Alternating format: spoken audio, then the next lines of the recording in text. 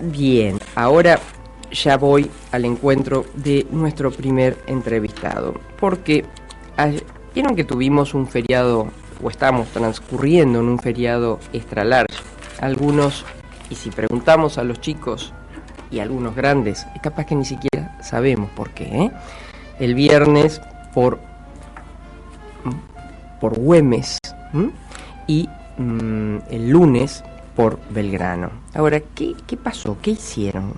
¿Qué aportaron Martín Miguel? ¿Qué aportó Manuel? Está en línea el profesor Valentín Maggi o Maggi, no, le voy a preguntar, porque con una sola G, no sé cómo se pronuncia este apellido. Profesor de Historia de nuestra universidad, becario doctoral para el CONICET y doctorado en Historia por la Universidad de San Andrés. Además, es miembro del programa de investigación y extensión que estuve viendo, muy interesante, también si tenemos tiempo hablamos un minuto sobre esto, Argentina 200 años atrás, radicado en la Facultad de Humanidades y Artes de nuestra universidad. Valentín, buen día, gracias por atendernos. Hola, ¿qué tal? Buen día, ¿no? Gracias a ustedes. Y digo bien, Maggi, como si Maggi. tuviera 2G. Ah, perfecto, pero no tiene 2G. Es así, es como se pronuncia con 2, pero tiene una. Muy bien. Bueno, solo para romper el hielo. Valentín, yo decía que no sé si todos sabemos qué aportó Güemes y qué aportó Belgrano. Sí, Belgrano, la bandera, sí, aplausos, pero fue mucho más que todo eso, ¿no? Al igual que Güemes. ¿Nos contás? Sí, mira, son dos personajes que justamente me parece que representan muy bien un tándem, que es el de Revolución y Guerra, que recorre toda la década del 10, que es básicamente la década revolucionaria. Digo esto que me parece que si bien todos los que participaron de alguna manera de ese proceso se vieron en algún punto involucrados en esa doble actividad de la política y la guerra, yo tengo la sensación de que Belgrano, y no es una sensación, digo, efectivamente así, representaba bastante bien el perfil del letrado de ese momento. Belgrano había sido funcionario de la monarquía, se había formado en las universidades españolas, representaba todo el proceso, digamos, de avance del lenguaje vinculado a la ilustración, a la economía política moderna, y era entonces un hombre mucho más, digamos, vinculado a la política. Y en el caso de Güemes, a pesar de que, por supuesto, después va al campo de batalla, pero él mismo, digamos, cuando él mismo reconoció sus propias debilidades en ese ámbito.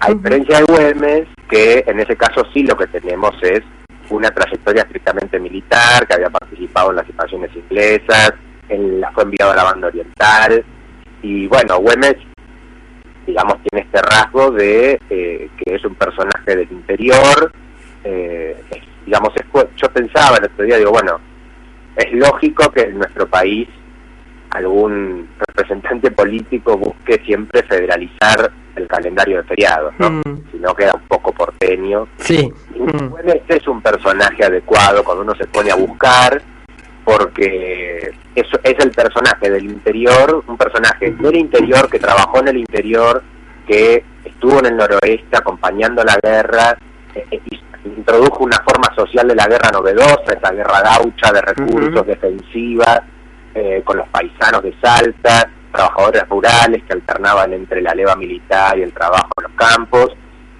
pero sin embargo siempre se mantuvo atenido al rumbo revolucionario que marcaba Buenos Aires.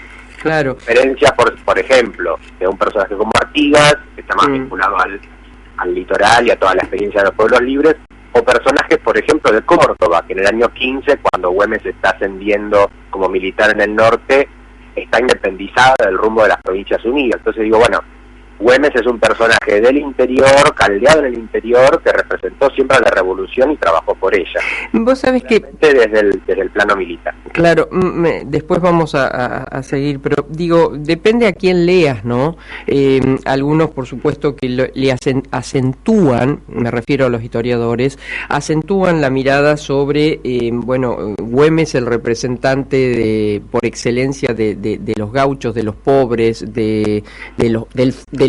digamos, que batalló inclusive por evitar que paguen justamente estos hombres que estaban al servicio de la patria los impuestos, los gravámenes de entonces. ¿Cuál es tu mirada sobre esto? Sí, eso en principio es correcto, digamos. Güemes lo que le ofrece a los soldados es básicamente fueros, o sea, unidad jurídica, claro. Por otra parte, concesiones de tierra, frente a, luego de episodios bélicos, y además les ofrece recursos simbólicos de exaltación social, ¿no? O sea, si uno se pregunta, bueno, ¿tuvo algo de social la revolución? Bueno, Güemes es una respuesta porque gran parte de su retórica se amparaba en la denuncia frente a los estancieros ricos de procedencia colonial. Yo creo que fue un liderazgo de base social, esto me parece indiscutible, tuvo a un costado en ese aspecto y eso explica su legitimidad, básicamente, porque lo acompañaban los gauchos, el pueblo, los sectores populares rurales de Salta de ese momento. Claro. Belgrano, digamos, para nosotros es todo un hito y para un país es un hito, nada más ni nada menos que la creación de su bandera, pero en aquel tiempo y espacio fue realmente un hito, hubo la conciencia que creo que al menos hoy se transmite y uno intenta tener sobre lo que ocurrió aquel 20 de junio. Vos me preguntás por la bandera. Sí, sobre el hecho de la creación de la bandera, ¿no? Me refiero... Sí, que el 20 de junio. Perdón, el 20 de junio no la creó, perdón. Fue en febrero. No, sí, perdón. Uno con esta cuestión de que es muy de los argentinos recordar del pase a la inmortalidad, como así se dice, ¿no? Y no cuando se realizó este hecho como fue en febrero, ¿no? Pero me refiero al hecho, perdón Valentín, sobre si fue si hubo esa conciencia real de un hecho fundante para una patria. No, el acontecimiento de la bandera fue un acontecimiento, te diría, anecdótico, olvidado por décadas. Eso fue en febrero de 1812, la independencia no estaba declarada y el único símbolo que circulaba era el de la escarapela, como, símbolo que intentaba aglutinar a lo que llamaban nacional, que era básicamente un grupo de gente que vivía en un espacio que ahora ya no era ni siquiera un virreinato, ¿no? Y después, de hecho, había escarapelas de dos colores, había escarapelas oscuras, rojas o marrones, porque en realidad los colores que circulan, o sea, los colores de la bandera argentina, que la narrativa nacionalista dice, Belgrano se inspiró en los colores del cielo, en realidad son los colores de la casa de Borbón, digamos, de la dinastía borbónica que gobernaba España, que estaba cautiva en manos de Napoleón, porque entre 1810 y 1816, sin independencia, lo que hay es simplemente autonomía, ¿no? Para hacerlo claro.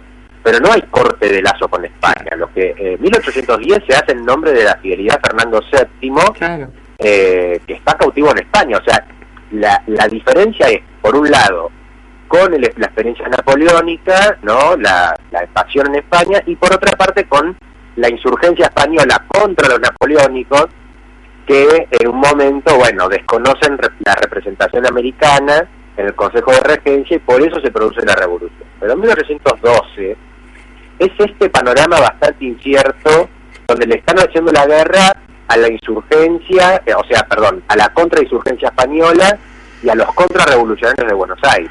Claro. Entonces, Belgrano, de hecho el triunvirato le manda una carta a Belgrano diciendo, córtela con la bandera, no lo autorizamos a hacer eso, y y Belgrano dice, la guardo, la usamos 2 o 3 veces y esto quedará olvidado, y efectivamente quedó olvidado hasta que lo emite a mediados del siglo XIX, recupera el acontecimiento en la saga, digamos, de la biografía de Belgrano. El ser humano, ¿no?, que habitaba tanto en Güemes como en Belgrano, ¿qué podemos destacar sobre sus gestos de persona, sobre sus rasgos de persona? Valentía, en principio. Yo diría que fueron muy valientes, porque la verdad que se enfrentaban frente a ejércitos muy distintos a lo que podían disponer en el Río de la Plata. Acá los ejércitos, las tropas estaban siempre en pésimas condiciones, no había disciplina, no conocían disciplina. Entonces, particularmente cuando retorna Fernando VII al trono en 1814 y ya la guerra se vuelve mucho más cruenta, claramente, es decir, la estrategia güemesina de la guerra defensiva de recursos, por ejemplo, es una gran idea para defenderse frente a un ejército disciplinado que va por todo. Entonces, y en el caso de Belgrano, si uno piensa que no había tenido experiencia militar, había estado estudiando Belgrano, había sido un personaje, digamos, de lectura, claro, funcionario. Yo les destaco enormemente la valentía, el, digamos, cierto coraje para ir al campo de batalla, y bueno, y quizás siempre cierta ejemplaridad política, ¿no? Pero bueno, después, nada, después todos eran bastante parecidos en algunos aspectos en este momento, ¿no? Son hombres del siglo XIX, del siglo XVIII más, son hombres claro, del XVIII entrando al XIX. Y en el caso específico de Güemes y de Belgrano también, pero la relación con San Martín, sí, ¿cómo fue? ¿De ambos? Sí. Fue una buena relación en general. Belgrano reconoce inmediatamente las destrezas de San Martín en el campo de batalla, no tiene problema en dejarle el título de comandante del Ejército del Norte, y en realidad la estrategia, ¿no?, la estrategia sanmartiniana del cruce de los Andes es algo que ellos en gran parte acompañan, porque, bueno, era la estrategia, o sea, frente a años de derrotas o de altas complicaciones para vencer, San Martín da ese vuelco cruzando el océano y, bueno, le va bastante bien. No tanto, no le va tan bien al Ejército del Norte porque el Alto Perú se termina perdiendo, pero por lo menos, ¿no?, la ofensiva realista cesa. Y por otra parte tenían ideas en común también. En este caso, por ejemplo, ahí hay un buen triángulo entre Belgrano, San Martín y Güemes. Son personajes que apuestan a una política centralizada, a tomas de decisiones claras de centros unívocos de decisión política, y van a estar, por ejemplo, los tres compartiendo la propuesta de Belgrano de crear una monarquía en 1816, ¿no?, la famosa monarquía inca o carlotista, que se entiende en el contexto de la restauración conservadora en Europa, y de que instaurar una monarquía era, por una parte, darle reconocimiento internacional a este nuevo Estado naciente, y por otra parte centralizar la toma de decisiones en un único mando, que esto es clave para coordinar acciones de guerra, acciones políticas. ¿Esa idea fue de Belgrano? Esa idea sí, es de Belgrano. La inca particularmente es de él, la vuelca en las sesiones del Congreso Constituyente del 16, y ya venía de ese tiempo la idea de que, bueno, instaurar una república era una novedad demasiado radical para esa época. Solamente Estados Unidos estaba atreviendo a hacer. Valentín, ¿qué es esto que están haciendo prestigiosos profesionales aquí en nuestra universidad bajo el título de Argentina 200 años atrás? Es un programa de extensión de los varios que tiene nuestra universidad. Básicamente se hace de todo. Tiene que ver con, hacemos desde workshops internos entre nosotros, cuando nos visita algún investigador extranjero o de otro lugar del país, presentaciones, discusiones de artículos, de libros, pero también estuvimos bastante comprometidos, y sobre Belgrano particularmente en el 2020 por los 250 años del nacimiento y los 200 del fallecimiento, en actividades de divulgación. Nos pueden encontrar en publicaciones de UNR Editora, por ejemplo, o en participaciones como esta en radios, en programas de televisión.